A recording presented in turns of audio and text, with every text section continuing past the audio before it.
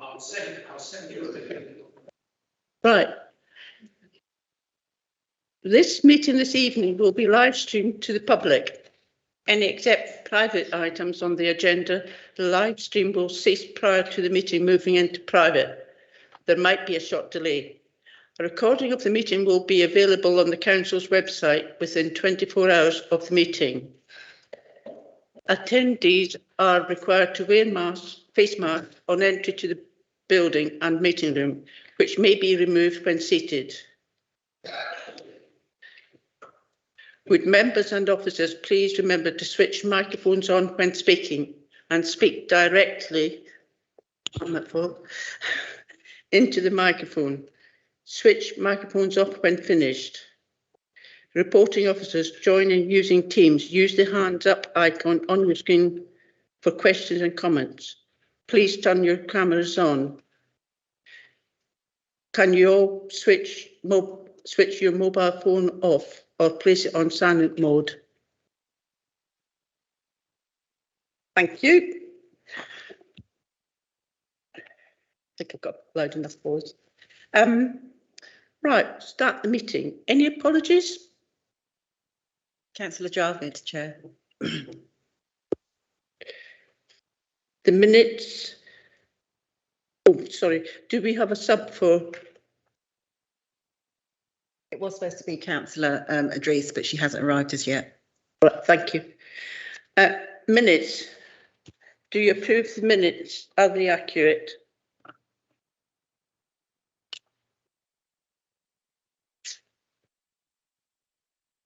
From the deadly silence, I take it I can sign them. Thank you. Might as well sign them now.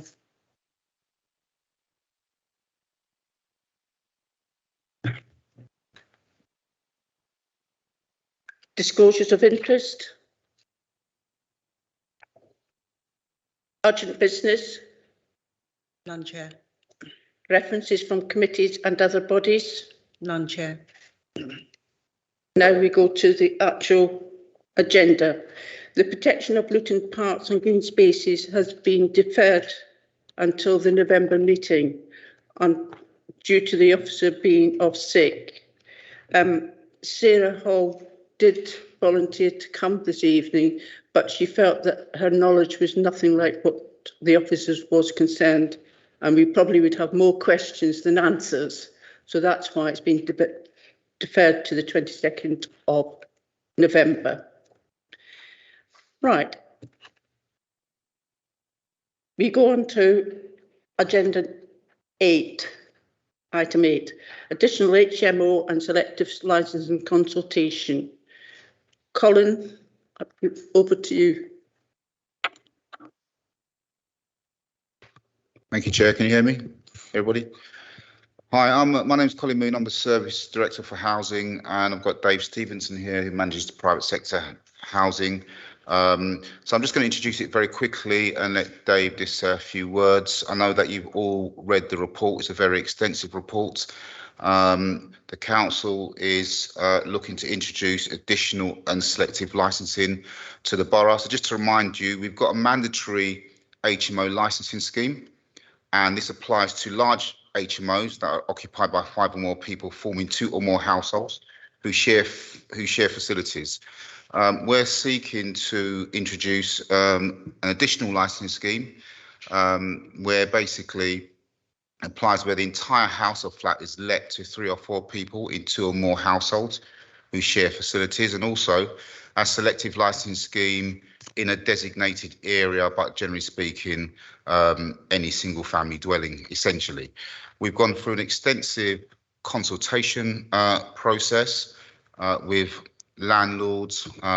We obviously issued surveys online. We had a landlords forum. We had 4 drop-in sessions. We had a couple of sessions run by the consultants who were helping us to get through this process. And I'm just going to ask Dave if he can just generally speak and tell yourselves what that consultation said at the end of the day, which is quite important, and is attached to the papers in Appendix B. So Dave, if you want to just share what the consultation outcome was, a few minutes, thank you. Yeah, thank you. Hopefully everyone can hear me. Just a few points that are sort of the key headlines from the consultation. Nearly half of all respondents to the survey were landlords, excuse me, which has influenced the results a bit, I think.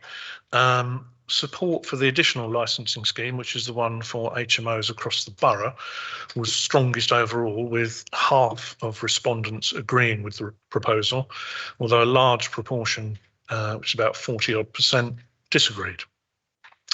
The landlord opposition was weaker for the additional licensing than for selective licensing. And another couple of points, hold on. Around half of the respondents disagreed with the proposed additional and selective licensing conditions. The majority of the disagreement was led by landlord opposition and was generally in complete contrast to the opinion of residents. More than half of the respondents felt the proposed licence fees were unreasonable. There were a similar number of comments regarding a desire for regular monitoring and checks to enforce conditions. There was a lot of overlap between feedback from the public meetings, landlord forums, and the formal written submissions. Support for licensing was strongest among residents, say with opposition coming from landlords, and those opposed generally wanted the council to make better use of existing regulations and to enforce standards. Landlords also questioned how far they should be responsible for the behaviour of tenants, particularly in terms of antisocial behaviour. And there were worries that fees and added costs to landlords would be passed on to tenants in higher rents. Some people also voiced an opinion that introducing a scheme would deter landlords and some would sell up. And alternative suggestions included greater partnership working with landlords and agents, a stronger focus on ASB and using existing powers. There was a desire for landlord forums to be extended and to become a regular event. That's kind of the headline points from the consultation, and that is included as Appendix B with a lot more detail. Thank you. Thank you, Dave. So, Chair, that's just concluding. Basically, we've gone through an extensive process. Now, bringing in additional licensing and selective licensing will help to drive up standards in the borough. We've got a very large private sector, private rented sector. 29% of our dwellings are private rented, and there are all sorts of issues going on there. So we want to bring these designations in to help to manage the private sector better and to drive standards up. So conclusion, Chair, and we'll take any questions. I've got one question. The actual fees, is there any other council doing more or less the same as we are that we can do as a comparison fee, fees? They will be able to say more than me, but basically this is relatively cheap compared with other local authorities we have benchmarked against what other local authorities are doing, and this is relatively cheap. It's £488. There is an early bird discount, yes, but that is for 5 years. It's not every year, it's across 5 years. So it's only one fee for 5 years, and then we'll decide if it needs licensing again. Thank you. Yeah, thanks. I've got just two questions. I confess that I got a little bit confused over selective licensing schemes and additional licensing schemes.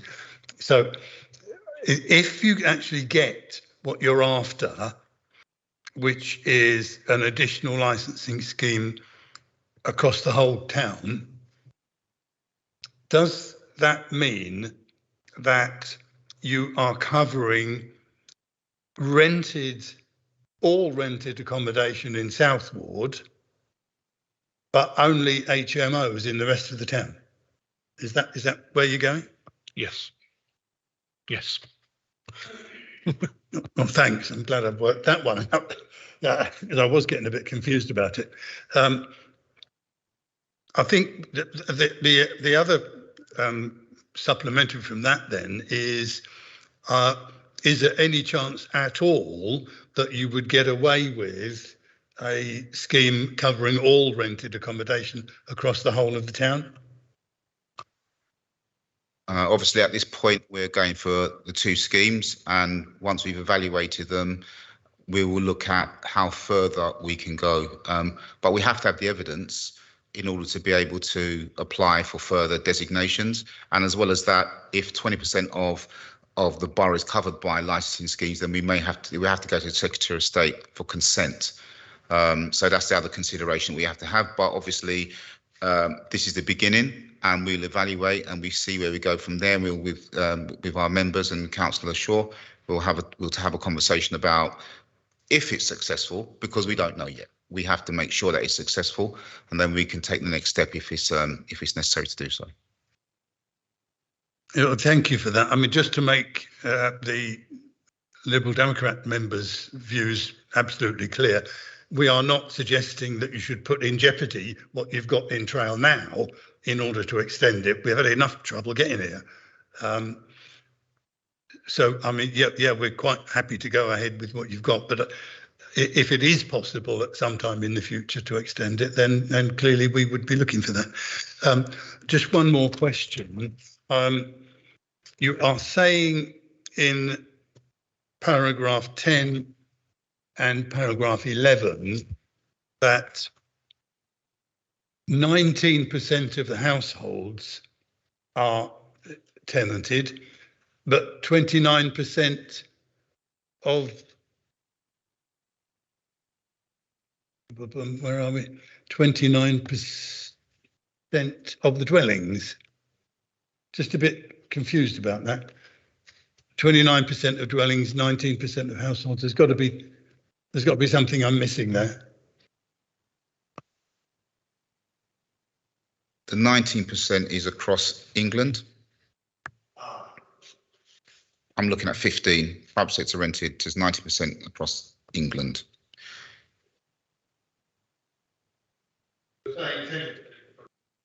Yeah. Sorry? Yeah.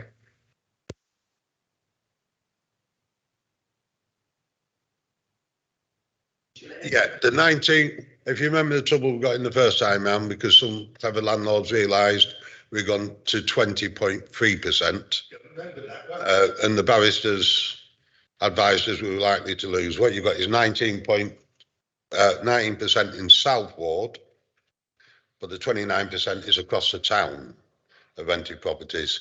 This time we've gone to 19.4%. So even the clever barristers, what the landlords can afford, won't be able to beat us in court because of the number we've pitched it at. And to answer your early question, the minute we can legally go across the town, we will go across the town. If the Secretary of State gave us permission now, we will be doing all the town in one go. But we can't get that permission out of the Secretary of State. So we've had to follow the legal route and go for below the 20%, because the law says you can go for 20% of your rented properties in any one go. The most we've got in the town in any one ward is South Ward, and that's why we've gone for it in South Ward. Okay, so just to understand this 19 and 29 then, they are measuring the same thing, but on different geographical areas. One is measuring across the town, the other is measuring in South Ward. Okay, it was just the use of the words dwellings and households that was throwing me on that. Thank you. I apologise for these questions if I'm asking the obvious, but I wasn't quite clear. Just could you firstly explain to me, I know it's written in here, but I couldn't understand it, the difference between a non-mandatory HMO and an HMO that's mandatory? What's the difference? The Housing Act 2004 requires any HMO, so it's a property where 3 or more people are living as more than one household, where they share amenities, so kitchens and bathrooms. But the Housing Act 2004 requires any property where 5 or more people are accommodated to be licensed. And the additional licensing scheme is to bring in across the whole town, the proposal is to bring it in across the whole town, to require the licensing of all HMOs, regardless of size. Yeah, so down to 2 really. It's like, yeah, we're really down to, that's the first. 3 people. Yeah. 3 people with 2 So households. 3. Yeah. Three people with two households. Yeah. Yep. The other thing is the money that's raised, are we able to, will this be ring fenced for enforcement and research into unregistered places? Yeah. Obviously the figure that it's got here is 1,109 over a 5-year period.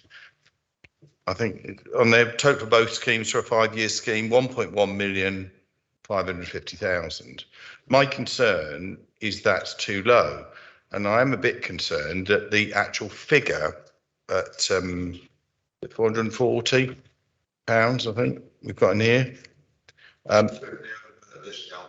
Yeah, I know, for a 5-year licence, that just seems to me incredibly low, and that really, I mean, my belief is the reason these schemes work is around enforcement.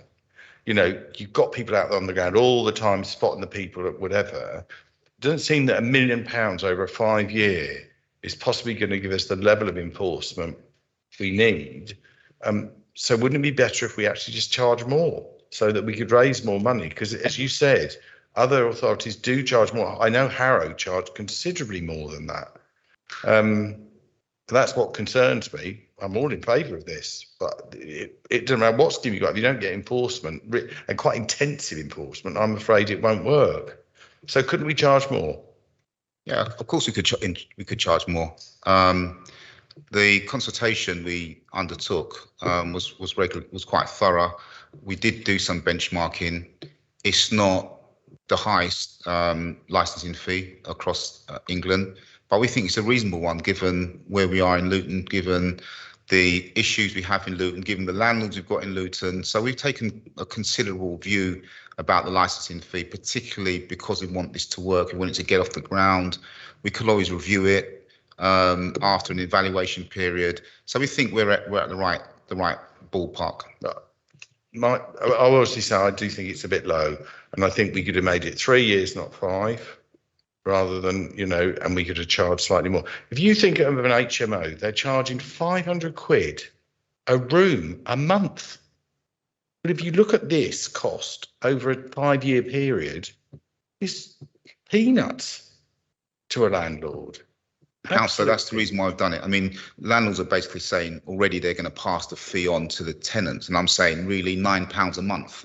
Because well, can I just say, I mean, you know, I work in private lettings, and when we've had to introduce our fees and said we're going to put our fees up, landlords say I can't afford it. They always say you can't do it. They always say this is the end of the world. And guess what happens when you do it?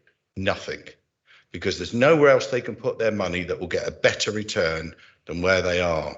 And I honestly think we should be more bullish in terms of what we're charging. I mean, you actually work that out as a percentage over a 5-year period for an HMO, £488. I mean, it's just minuscule. And I think, you know, if you consider they are paying, if they were doing what I said, they should be paying a managing agent. You know, I think all of these should have a managing agent. Well, managing agent standard fee, 10% a month of the rent. I just think, I understand that you don't want to take risks, but I really do think it's just too small. And, you know, if you made it 650, that would make a significant difference to how many people over a 5-year period we would employ in enforcement. Oh, certainly, yeah. The reason we've gone right, the 150 early bird discount, is through the managing agents, because they've been part of the consultation, is they were ready to come forward with lists of, you know, properties and everything else what they had, and they get them in beforehand. So if you get them in the 3 months before the scheme starts, you'll get it at the 150. The 440, 480, that's for the ones what we're going to have to go out and chase. You said it's just over £1 million over 5 years. Hopefully, as soon as this has been in 6 to 9 months, we'll be fetching more in across the town. If the government won't let us do all the town in one go, we'll pick the areas with the most number. South's got the most number of most. We'll go to the second, and each time it's £1 million plus what will be coming in. What did come out of the consultation? We've got some really good landlords in Luton who look after the properties, don't do any harm. The tenants are pretty good. Some of them have got long-term tenants what have been there 10, 15 years because they're happy with that and everything else.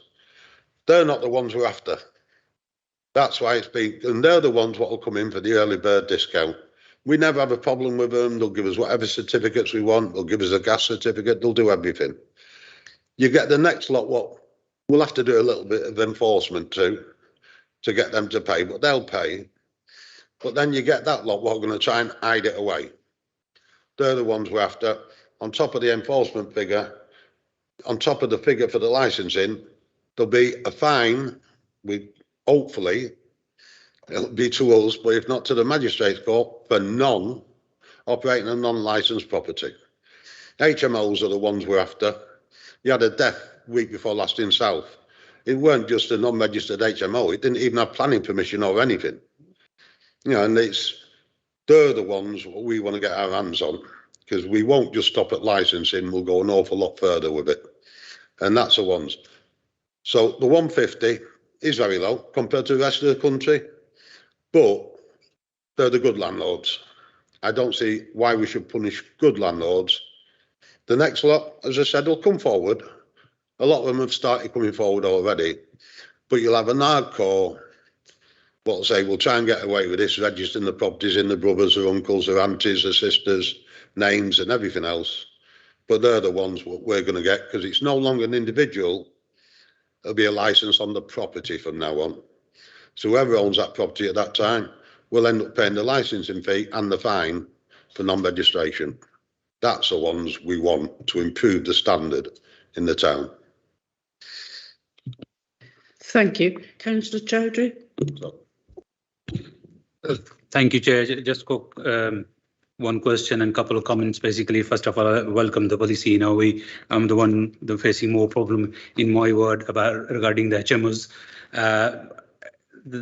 Some of the residents, some of the people have raised this question about how we can enforce against the tenants. You know, if there's something wrong with the property, or they don't comply with the regulation or condition that we set, we can find the property holder.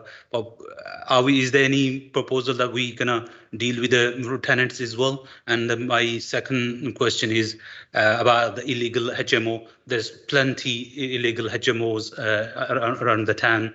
So sometime, you know, one person rents out a property and then he don't tell the landlord, and put another 5-10 people, or in some case even more. How we gonna find? Are we gonna find the tenant, or are we gonna find the landlord? Thank you. Another comments I would like to make, that this policy should be to improve not punish the landlords. You know, we want people to flourish, do their business, whatever they're doing. We want to be a better quality renting market, so that other people, you know, especially the tenants, can live in a safer environment. Thank you. So just a couple of things then. I think Dave will make some comments on this as well. The whole idea around this is to improve standards, and landlords are responsible for doing that, but we accept that tenants also have a part to play. So there will be lots of promotion going out, and we do rely on people to come forward and come to us and tell us about landlords who are not following their obligations, but also for tenants, because tenants are not necessarily always innocent. So we do plan to launch a private tenants group, so we can start talking to tenants about, you know, how they should be managing or behaving in tenancies, because we get lots of complaints from landlords saying that we're doing lots to them, but we're not doing anything to tenants.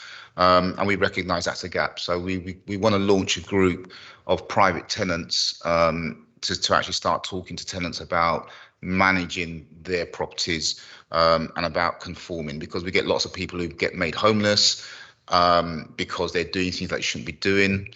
And we will deem them intentionally homeless if they do things that they shouldn't be doing. So in order to stop that from happening and stop them from being evicted as well, it's in our interest to start talking to tenants about how they should be managing within their tenancies as well. So we got twin approach to this particular issue, Councillor. Dave, did you want to make any comments on? Yeah, our enforcement powers, you're quite right, are aimed at the landlord and the owner and agent of the property. But we do accept that there are certain things like antisocial behaviour that perhaps the landlord hasn't got a huge amount of control over. So any complaints that we get about antisocial behaviour, we do follow up, but we've always got that at the back of our mind. So that sort of thing may not necessarily result in any action taken against the landlord.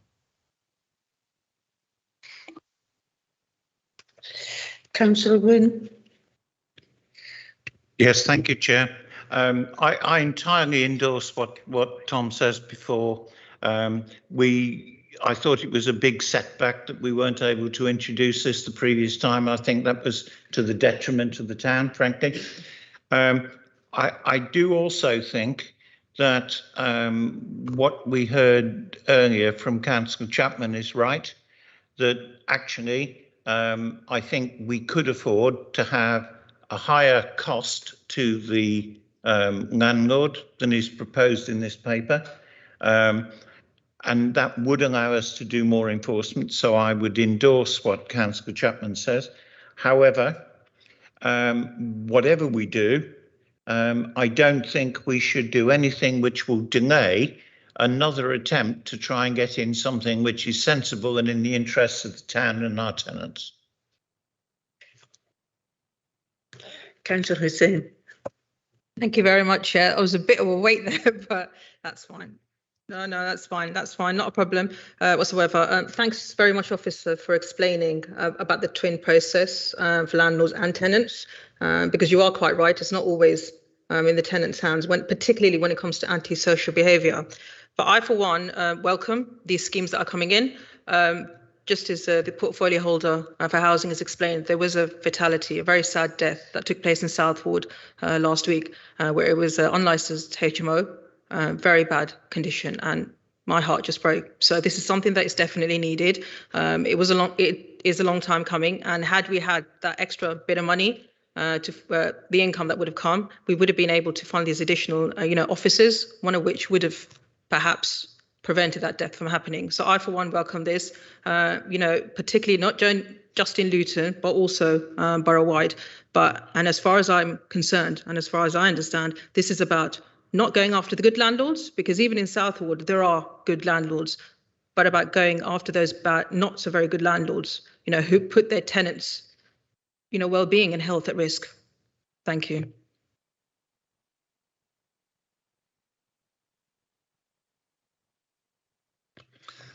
Yeah, okay. Well, I think we've all had a good blast on this one. All I really want to do now is to move that we send a resolution to the executive to the effect that we fully support the proposals, and further that we hope the executive will continue with their efforts to find a way to extend it across the whole town. Yeah, I'd just make a comment. I've probably got less sympathy than most people here appear to have for the landlords. I've got very little sympathy for landlords of HMOs, to be fair. They're all, the reason people take on HMOs is because they get ridiculous yield levels. It's greed, it's nothing more. I've got no respect for HMO landlords, and certainly I haven't seen an example in Luton of what I think in any way justifies the returns that they're getting on HMO properties. So I don't think we should shed any tears for landlords. I do suggest that I would suggest that in the long term, though, we were able to address a scheme which maybe varied the fees that people paid according to their compliance with certain criteria. So decent living standards, employing an agent to manage your property. I mean, we say, oh, there's a problem with tenants. The problem with the tenants starts with the landlord for letting people into properties that aren't properly referenced. They don't set an agenda. The property isn't inspected. If you're going to take on what I call social tenants, you're going to get a better yield. A lot of people don't realise that, but you should have it inspected after a week. You should have it inspected after the first month, and you have it inspected after 6 months. It's people that are trying to manage it themselves, cash in. They're setting no standards. I've got no sympathy for them at all. And if you've got a very good landlord who looks after this property, gets it clean, common parts, whatever. Yeah, maybe after a 3-year, you're doing a really good job and we inspect. That's why I worry about the volume of people we're able to employ as a result of this, because the inspection is the key in property management. And we know this. So my heart, doesn't bleed. I think we should charge more, see where we get to, and then the good ones maybe reduce it, but not to begin with.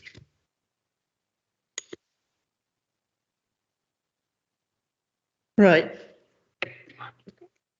No more questions? I haven't missed anybody.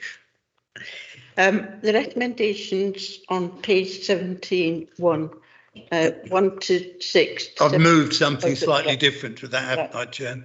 Will you send that to Angela? Angela? What I thought I moved was that we fully support the proposals and encourage the executive to continue with their efforts to find a way to legally extend it across the whole town. Does everybody agree with that? Yep, that's fine. Right. Thank you, Colin. And Dave. Sorry, I'm terrible with names.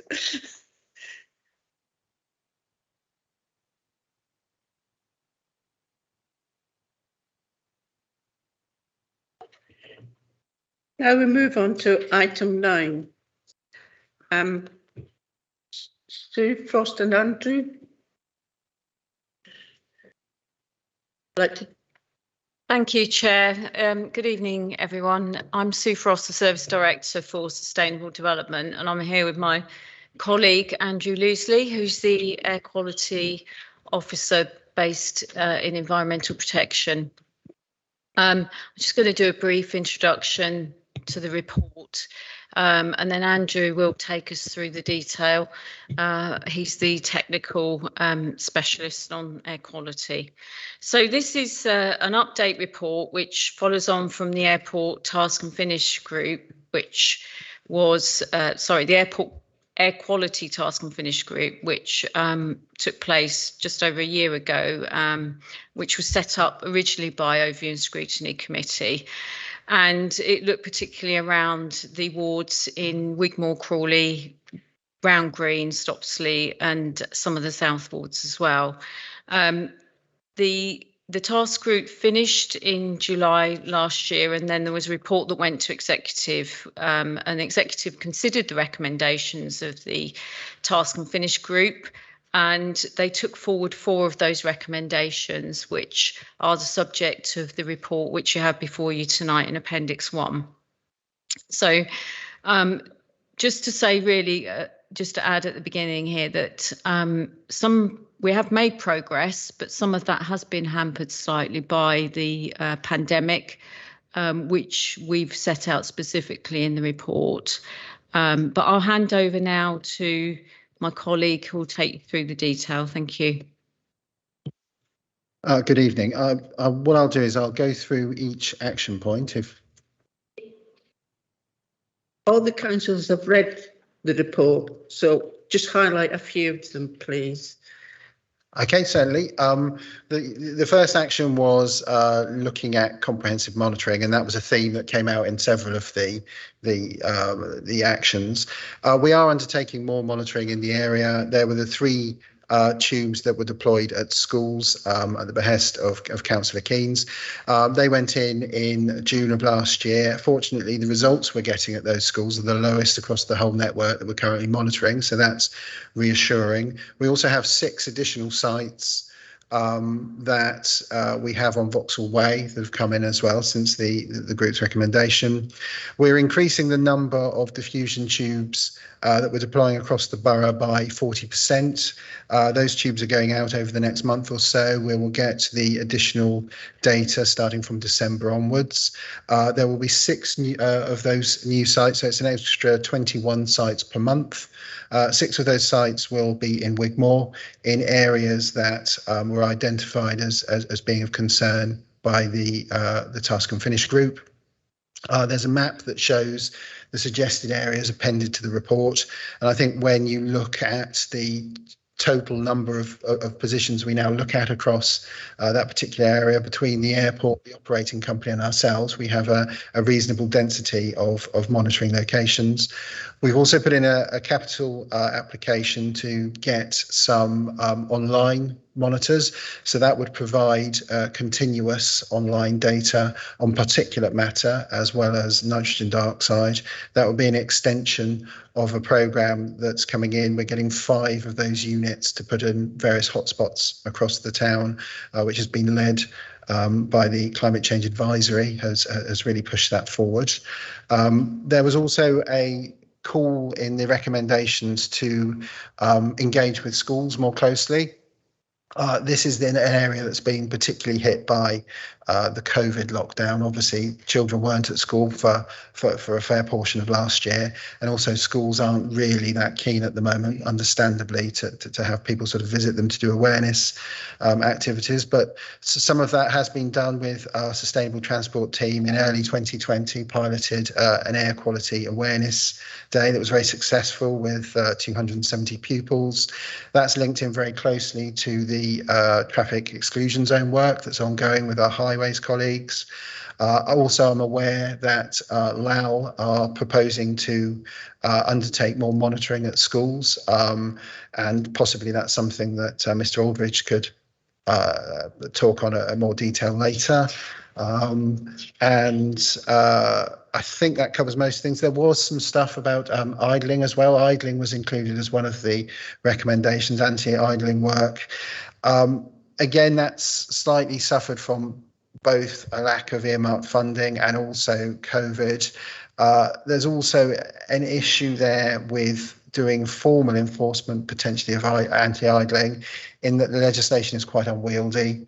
The fine that's available is quite low for that. So traditionally, the preferred option has always been through the educative route that would be linked in with the air quality awareness days and the traffic exclusion zones. So I think that's covered most of the points, hopefully succinctly. Obviously, any questions, Chair?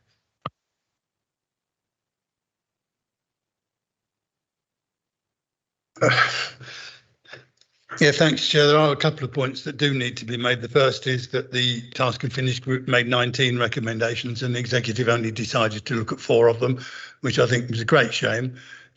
We can hardly criticise the officers now for only reporting on the 4, because that's all they were. That's all, in fact, the council is looking at. But the attitude of the executive to the 19 recommendations, I have to say, left several members of the Task and Finish group wondering why on earth they bothered. But there you go, that's where it is. The other point that needs to be made is that I understand this report wasn't sent to the chair of the Task and Finish group. He's present with us this evening, Terry.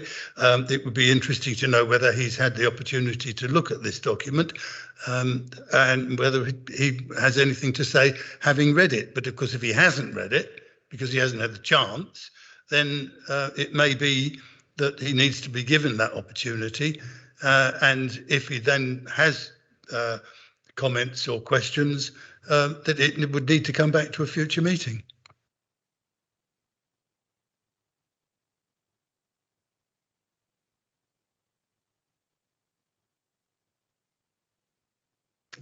Yeah, thank you.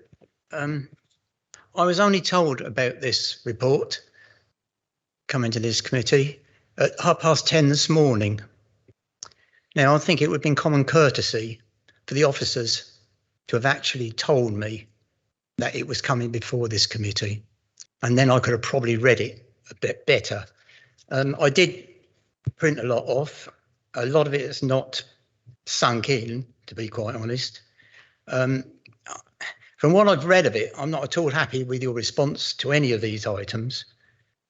The fact only 4 items was taken up after a very, very long committee with some excellent people giving evidence, talking to us, and not treating us like idiots, but treating us like people.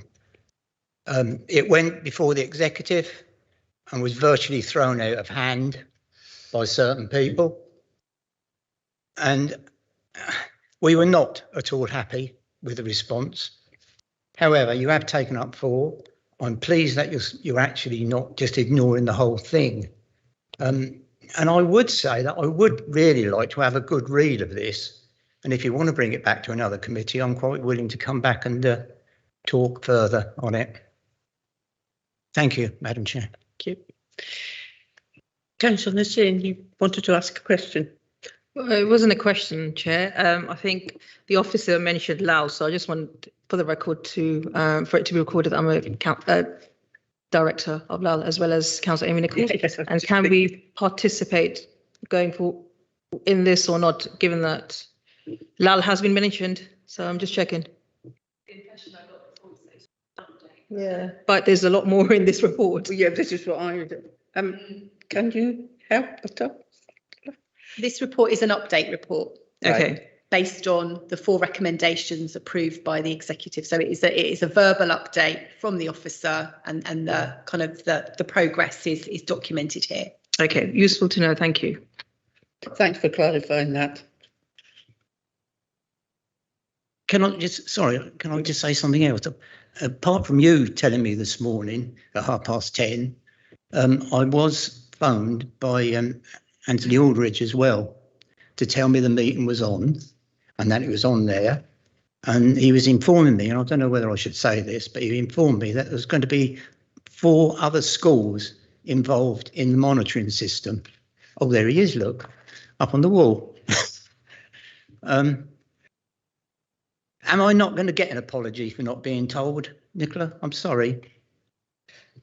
I feel very aggrieved by this. We spent an awful lot of time on this, and just to be ignored is, I'm sorry. So I think, yes, I think it was an oversight, and that's, we're sorry for that. I had assumed that it goes into the system and relevant councillors are kind of told about that. So again, extending our apologies. Yes, it is an update report. So I cannot say anything more than that, Chair. It doesn't require any recommendations. It doesn't require any decisions. It is an update report. But I do apologise to Councillor Keynes that he didn't have early sight of this before today's meeting. Thank you. Just 2 seconds. Are you okay with that, Councillor Keynes? Oh, sorry. Yes. Well, yeah, I suppose so, but it seems to be the thing at the moment for the officers not to contact councillors, and it's getting a bit much. A couple next, and then Councillor Hussain. Councillor Malik. Yeah, thank you very much, Chair. Thank you very much for your comprehensive report regarding this recommendation approved by executive. It's an excellent report because it's much needed work in that area. My question is regarding, the Climate Change Advisory Board has continued to actively consider air quality issues, improving the monitoring equipment across the town. So in terms of this, I'm always concerned about the Chorney area, the motorway near Chorney High School Boys, Chorney Girls, L&D, that area. So are we still monitoring that area, and what's the situation at the moment? And the other thing is the impact of lockdown. During the lockdown, we were quite clear the quality was good, but what is happening now? With regard to the Climate Change Advisory Board and additional monitoring, it's funny that you mentioned the L&D. That's actually one of the sites that's earmarked for deployment of one of the new continuous sensors. So we're looking at putting a unit that will measure not only nitrogen dioxide but also particulate matter on Lucy Road. Also on the corner, I'm going to deploy a nitrogen dioxide diffusion tube, because I think there is some concern, quite rightly, about congestion, particularly around the car park at the front of the hospital at peak times, and it's been somewhere that we haven't monitored before, and we need to. So we will be doing that. We're taking receipt of our new monitoring equipment. Hopefully, if all the trials go smoothly at the beginning of next month. So it's the week commencing the 8th is currently earmarked for deployment. So hopefully we should have a new unit up, and that will, once it's set up, post its data in real time to the internet, and it will be available to everyone. And we'll look to signpost as effectively as we can people to have a look at that and maybe build in monitoring. And also there's a forecasting scheme for air quality and an alert system that we already have that people can register for, and really sort of pushing those as a package that people can use, particularly people with respiratory conditions, to sort of inform what they do and maybe take precautions when there's sort of worse air quality. With regards to the effect of lockdown, in Luton, it was pretty similar to the rest of the UK. The air quality expert group for DEFRA did some work looking at the improvements and said there was about a 30% reduction in most places for nitrogen dioxide levels. It was less pronounced reduction for particulates. On average, across all of our monitoring locations, it was about 26% reduction. This year, we're higher, but we're not as high as maybe we've been previously. It's difficult to give you exact figures because we have to undergo corrections at the end of the year, and until all that data's in, I can't be definitive with the results. It's slightly depressed, but it has gone up again reasonably significantly from the sort of lockdown of last year. Thank you very much, Chair. So not sure what the individual circumstances are with the chair of the task force, but I, for one, as a councillor whose ward is impacted by the flight path, being South Ward, was contacted by Anthony. This was in advance of the meeting, and obviously there were a couple of schools in the ward where the air quality monitoring is taking place, and obviously they're also going to be extending noise sampling as well. But so, I mean, for me, I think they're both very, very important, and I just want to thank the climate change, the Airport Climate Change Working Group as well, because this is about working together to ensure that we're able to deal with some very important issues, particularly for those wards that are actually impacted under the flight path. Thank you. Chair, so just to be clear on record that the tax and finish group have completed their work. This is the executive going through the implementation.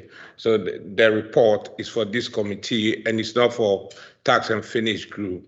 So this is an update for this group, and we've heard clearly what it's saying. And I think there's a roadmap as to how we're going to complete the work done by the tax and finish group. So I'd like to use this opportunity to thank you for your hard work and what you've done. Even though through the pandemic, you've managed to make sure that this is on the radar. So thank you very much. As I was about to say, I've got two questions. One, have you actually got the funding for the purchase of 10 continuous air quality sensors?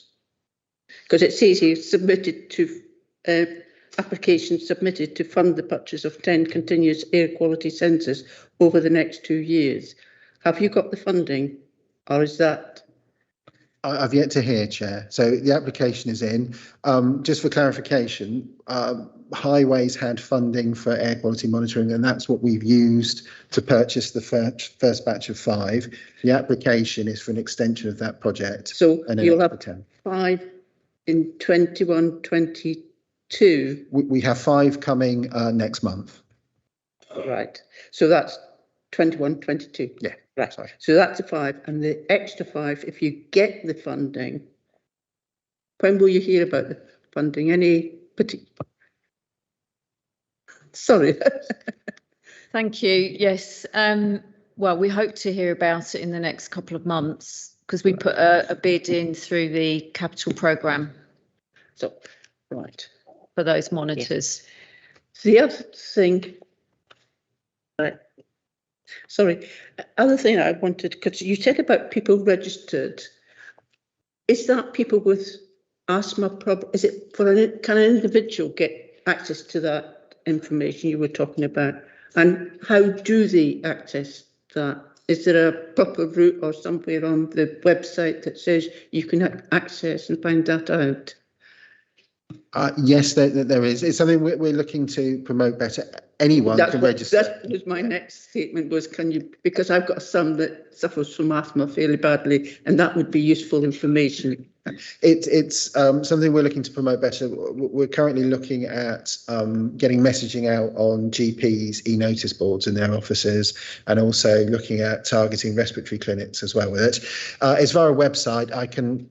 Could you make sure you get the details? But it is something that I'm working with the comms team to really get because the message out more. You know, the more we publish it, the more people will actually use it. Yeah. And it's, as I say, it's available to anyone. You don't have to have a respiratory condition. Thank you. That's my Councillor Wynne. Yes, thank you, Chair. I actually work with the climate change group.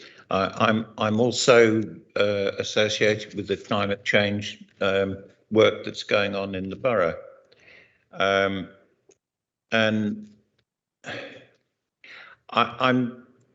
I would share the frustration that was expressed by the chairman of the committee.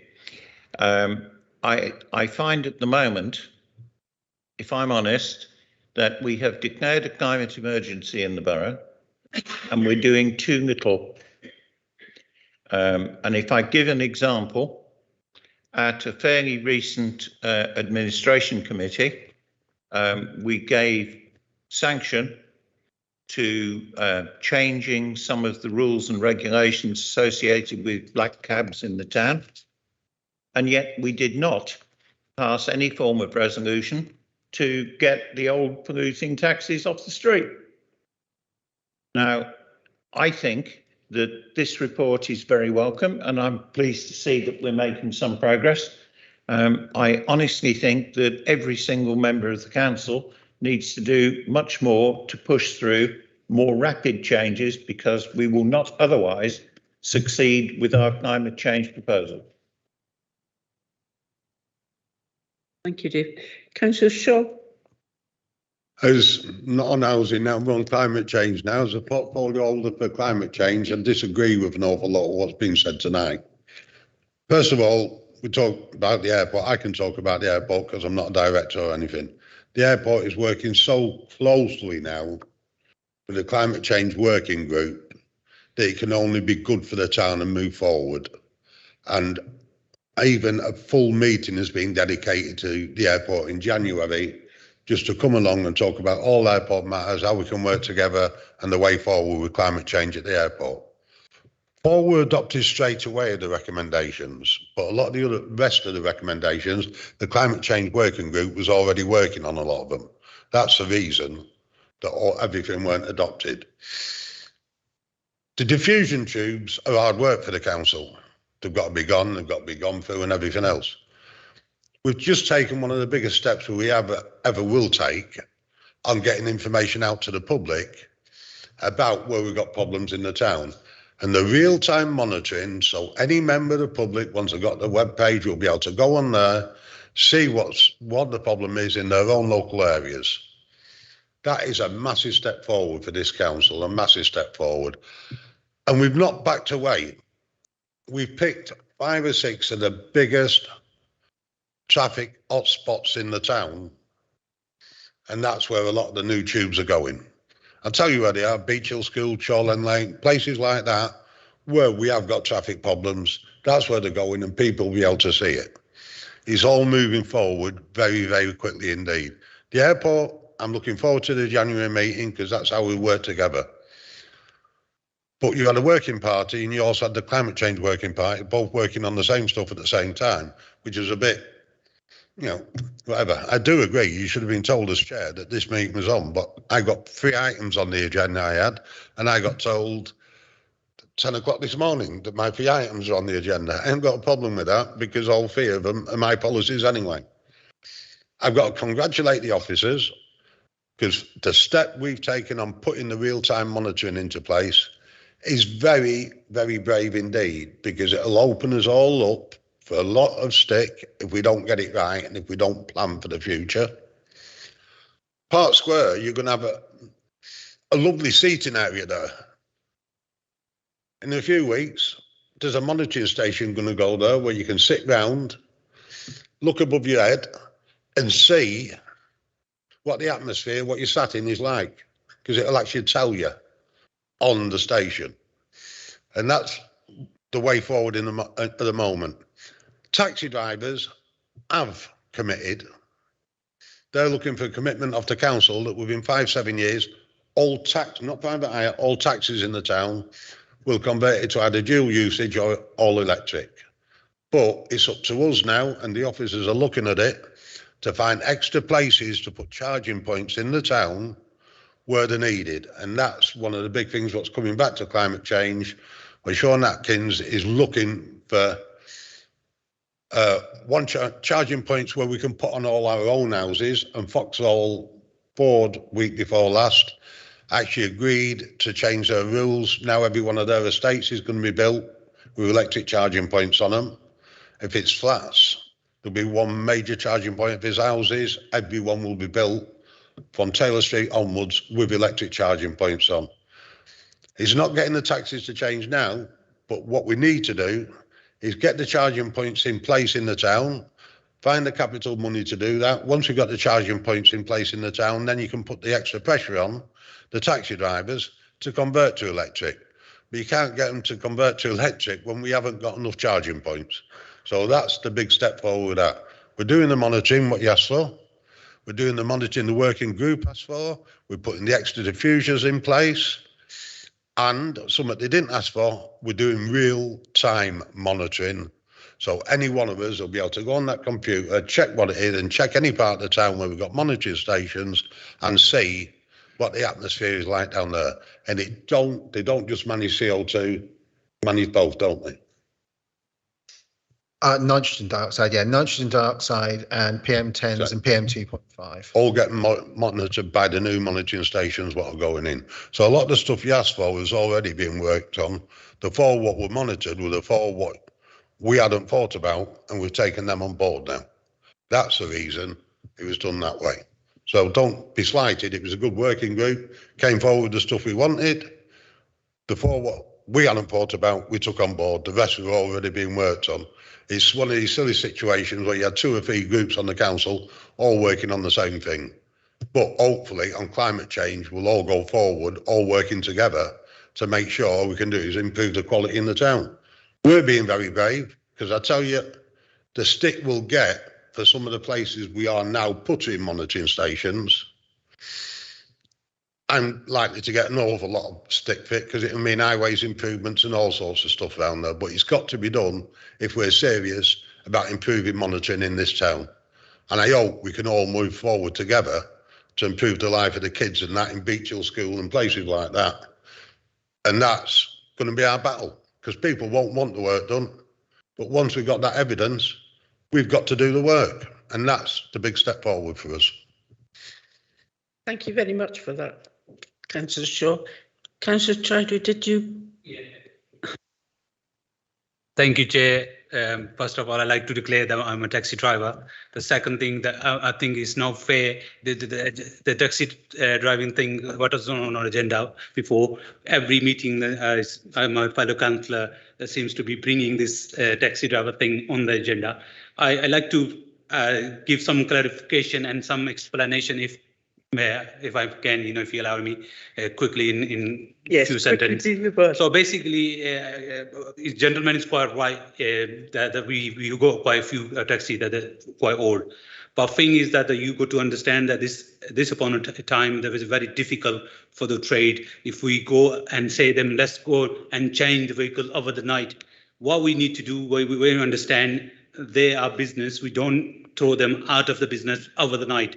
We go to work with them, call them in the meetings, bring this thing on agenda, and then we work with them and work out how we gonna do this within this in near future. What I suggest, whatever we do, we work with the trade. We can't just isolate and single out one trade, is second carriage, is private hire, is general public. So whenever we look low emission zone or low emission policy, we have to look borough-wide. We cannot target one single minority. It's only about 100 odd cabs that they need to be changing. Anyway, we do admit that. But thing is that we worrying about 100 cabs, but we know how to worrying about thousands of private hire, and hundred thousands of other private cars are polluting our towns. We cannot. It looks like unfair. Discrimination bringing all the time into the meeting. When last time I saw this administration committee meeting, this was low emission zone wasn't on the agenda. It was something different was discussing. The gentleman brought that issue there as well. Today again, the hackney carriage was no agenda. Gentlemen brought them again. Tomorrow another meeting that my fellow councillor going to bring them again. I think whenever we do discuss something, we call the trade, we call the licensing, we call everybody, and then we debate. That's why you give chance to the people that they can explain themselves. What I suggest that whenever we need to change, we first, at the moment, we already given them opportunity to put small vehicle, and those vehicles has to be 5 years old. So automatically, what will happen? That the people going to start changing to the 5 years old. Those are Euro 6 or electric vehicles. Electric vehicles cost £60,000. If you're earning £60–70 at a day, how can you afford £60,000 worth of the cabs? It's like buying another mortgage. There's lots of aspects of this, so we need to consider those things, and then obviously we have to give them chance and work with them. We're not dictators. We are democratic people. We should be doing things democratically, working with the people, for the people. I think that's. Thank you. I'm sure that the gentleman will understand. Thank you. You've put your case very eloquently. Right. No other questions? Right. Thank you very much for that, Sue and Andrew. And hopefully we move forward and you get the funding. That's the important thing. Those extra 5 will make quite a bit of difference. Right. So thank you for the report. We now move on to the work programme. What I got to put on the work programme for the 22nd of November is Central Bedfordshire Council Allocation Scheme consultation. It's Luton's response. That's coming back. And the Corporate Performance Report Q2 is coming. And also the KPI targets and baseline report.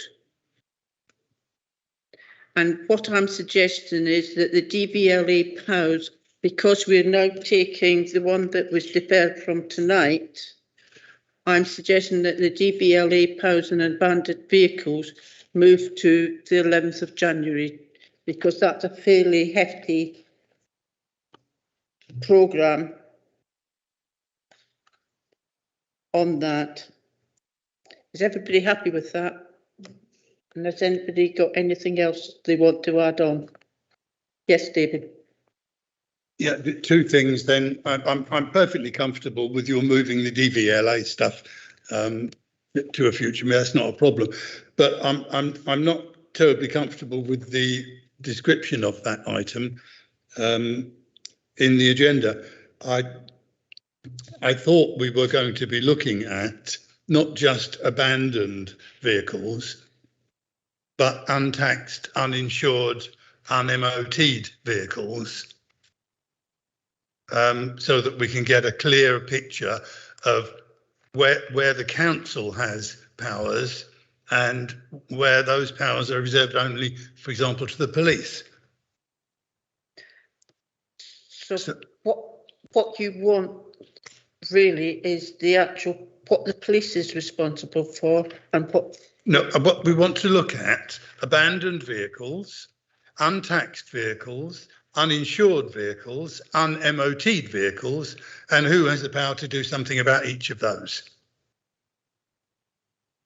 Yes, because it. And as I understand it at the moment, if a vehicle is untaxed, the council still can't touch it unless they've got some evidence that it's abandoned. It's ridiculous. But I mean, we need this spelled out so that we all have a clear understanding of who can do what with untaxed, uninsured, MOT'd, and what was the other one? Abandoned, I think. Abandoned. Yeah. Yeah. Because if it's abandoned and it's untaxed and Not necessarily. Not necessarily. No. No, I was just thinking of what the council did not that long ago. Only a few weeks ago, with the assistance of some very helpful officers, I managed to get a vehicle removed. It was taxed, it was insured, it had current MOT, but it was clearly abandoned. So it's more complicated, and I think we need an understanding of who has responsibilities for what.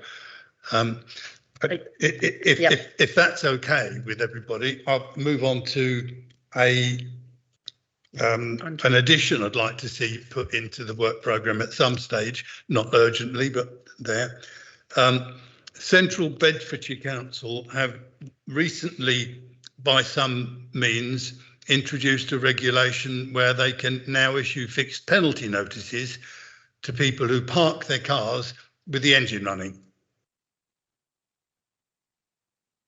This is a particular problem outside schools, of course, when mums and dads are sitting there waiting for their children to come out of school.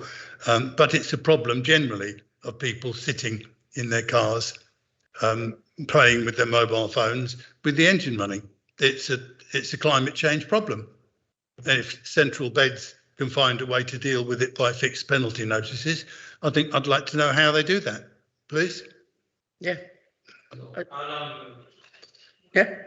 How long it would take before we can issue the penalty notice? That's another question. Somebody here, 1 minute, 2 minutes, 1 minute, 1 minute, 1 minute. Well, you see, my car just automatically, it's only a little car, but it automatically switches off the engine. But, you know. My suggestion and my request is that we find out what Central Beds are doing and how they do it. Sue, do you have any knowledge of this? Thank you, Chair. Yeah, I just wanted to really mention that it's in the report to some extent that we presented tonight on air quality, because yes, I did hear it on the news as well that Central Beds had introduced something. I think, and we can look at that and see what they've done, and we could bring a report back. But it just to note really that one of the things that the Climate Change Advisory Board wants to do, and a sustainable transport group that sit within my area, is work with schools and really try and do the education piece first and the understanding, because I think certainly it's important to help people understand the impact of their actions before we go down the enforcement route. And I think we mentioned it under a response to one of the recommendations, actually, that we do that first and then we can consider the enforcement route, because the enforcement route does have a budget implication and a resource implication. But certainly I'm not saying we won't look at that report. We'll consider that and bring it back and then kind of do a sort of balance between the two things, I think. And maybe by that time we'll have been able to run some further education days with schools as well. Yeah, because I meant to actually ask this question. It says Butterish Primary and Butterish High School are planned to have stricter restrictions, such as no waiting or stopping during drop-off. Have they actually started doing anything that? Have the schools got the, do they really want to get involved in that, with parents? I don't know the exact answer to that, but I do know that we are introducing traffic-free zones, or highways colleagues are introducing with school traffic-free zones and some sort of pilot areas. We can cover that in a future report if that would be helpful. Kind of bringing all the different elements together really, I think would be important. And obviously we've got the has already been mentioned, the low emission zone report coming to the next meeting as well. So, yeah, happy to do that. David, sorry. Yeah, okay, let's cut this short, shall we? I formally move that we add to the work programme an explanation of the central beds system for issuing fixed penalty notices for people who park with their engines running. And that we have absolutely no objection if that report, when it's ready, goes also to the Climate Change Working Group.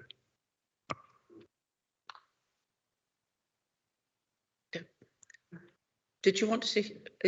Sorry. Yeah, that's fine. But that's, yeah. Did you want to say something, Tom? Is everybody in agreement with that? Yes, right, thank you. Possibly the meeting, the 28th of February next year.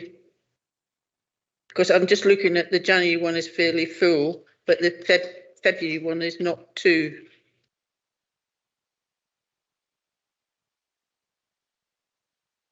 If that's possible. Right. Nothing else. Thank you all for coming.